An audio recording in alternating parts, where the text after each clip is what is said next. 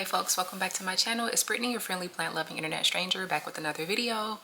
I wanted to do a quick update. I have some really exciting news. The thing that I thought was growing in my front yard, I think I was calling it squash. I thought it was squash. Turns out it's a pumpkin. And I mean, yeah, sure, they're in the same family, but I thought it was like a long yellow zucchini-ish type squash. But it's a pumpkin. And I'm so excited and so surprised. Today is the first day that I've actually seen like the fruit, or seen like the pumpkin. Actually, somebody left a comment, which I really appreciate. Thank you so much for leaving that comment, and said that I should try to manually like move the, I don't know how to say this, but manually like pollinate it. That's it. And the flowers were like really close, so I opened up one of the flowers gently and like was able to pollinate it that way. I wasn't sure if it worked, but clearly it did. I noticed that some of the other flowers started to open over the last like week or so, and I thought that was a good sign because they had been so closed. So yeah, when I was out watering plants today, I saw that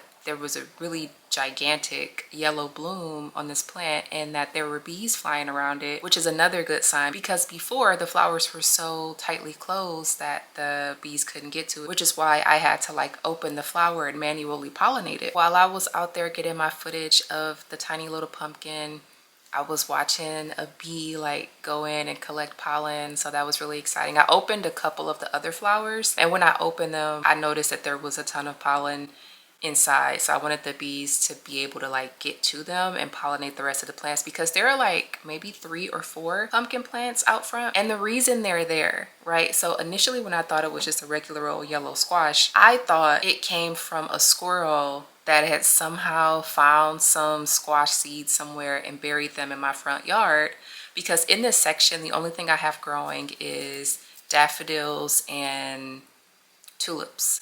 So it was really odd that there was anything other than daffodils or tulips growing there, unless a squirrel put it there.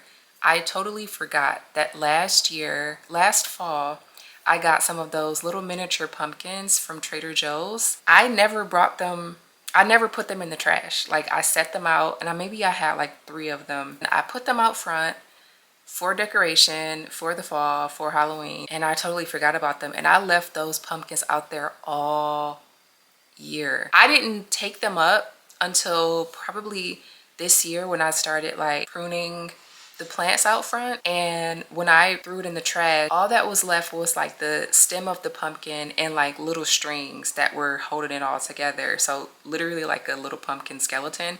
There was no pumpkin meat attached. So that pumpkin completely decomposed in the front yard, right above my tulips and daffodils and the circle of life, right? So when that stuff came up over the summer, I was like, I don't know what this is. Must be something the squirrel did.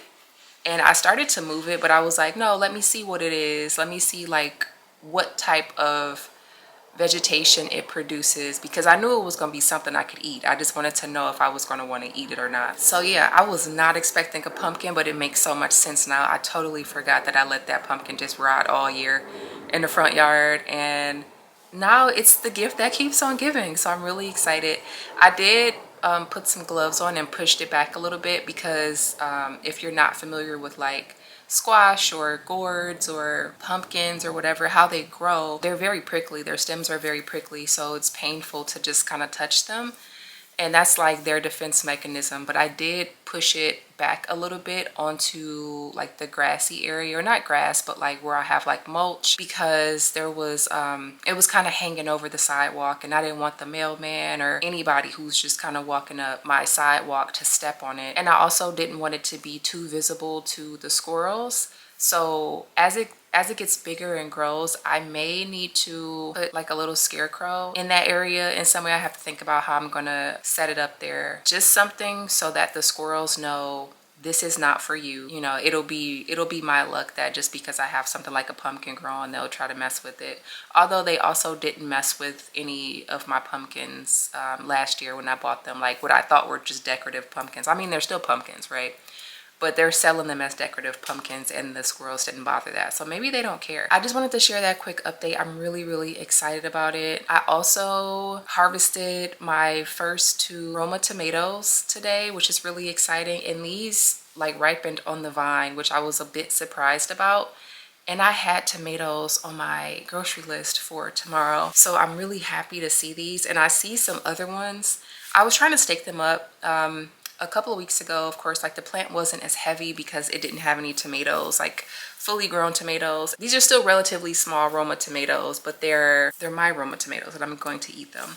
And I'm sure as I continue to like dabble in gardening and like growing tomatoes specifically, that I'll figure out the best way to grow them and like really get them to their full potential and biggest they can be. And these just might be a smaller tomato. These are the San Marzano tomatoes. And I'm so happy that those have producing fruit. I mentioned that plant in one of my first farmers market hauls.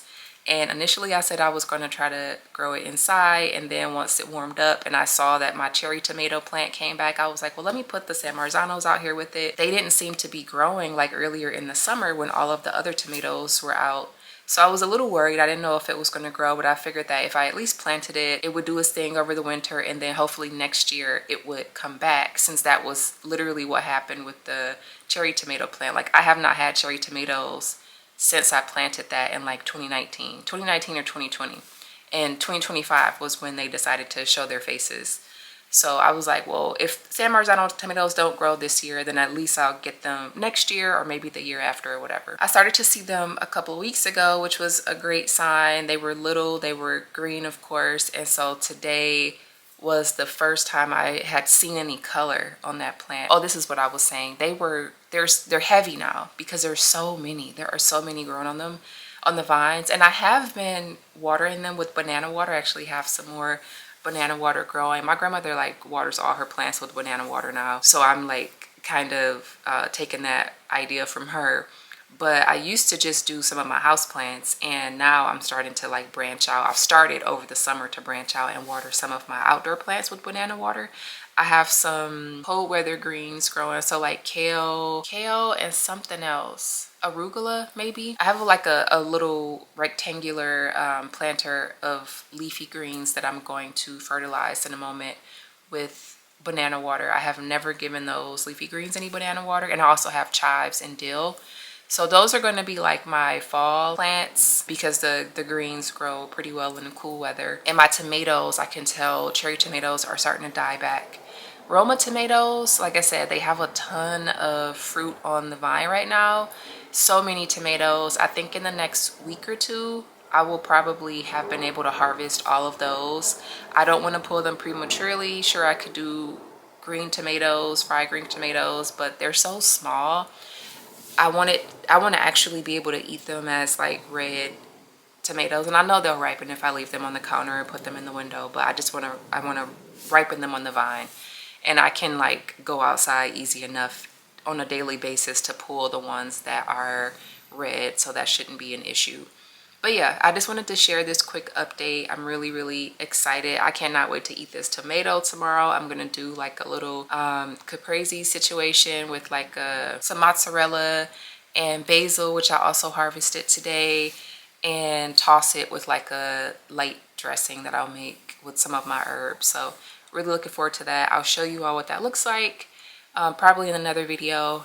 But yeah, I just wanted to share the exciting news about the pumpkin and the tomatoes, and that's it. Thank you for all of the advice in the comments. I can't remember specifically who it was that left the comment about pollinating, like manual pollinating, but I did that as soon as I saw that comment, and I have a freaking pumpkin now. So I'm really excited about that and appreciate the feedback and comments and stuff. Like it really helps. Yeah, I just wanted to do this quick update. I hope everybody is doing well. Hope you have a good week. Do me a favor and give this video a thumbs up, and be sure to subscribe to this channel for more plant content just like this, and I will see you in the next one. Bye.